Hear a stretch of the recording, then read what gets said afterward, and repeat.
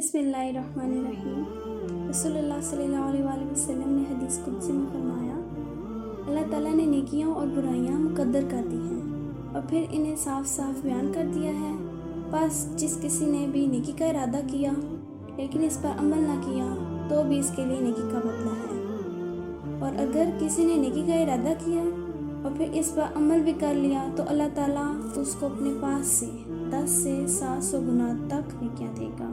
یعنی اللہ تعالیٰ ہمیں 10 سے 700 گنا تک نیکیاں دے گا، اور اگر چاہے تو اس سے بھی زیادہ دے سکتی ہیں۔ لیکن جس کسی نے کسی برائی کا ارادہ کیا اور اس پر عمل نہیں کیا تو بھی اس کے لیے نیکی لکھی جاتی ہے، اور اگر کسی نے برائی کا ارادہ کیا اور پھر اس پر عمل بھی کر لیا تو اللہ تعالیٰ اسے صرف ایک ہی برائی کا گناہ دے گی۔ یعنی کہ اس حدیث سے ہمیں یہ معلوم ہوا ہے کہ ہم نیکی کرنے کا ارادہ کریں تو اس پر اللہ تعالیٰ ہمیں اجر دیں گے، لیکن ہم جب برائی کا ارادہ کرتے ہیں تو ہمیں اللہ تعالیٰ اس کے بدلے کوئی گناہ نہیں دیتے۔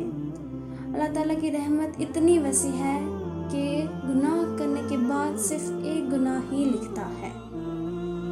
جزاک اللہ۔ اللہ تعالیٰ مجھے اور آپ سب کو عمل کرنے کی توفیق عطا کرے۔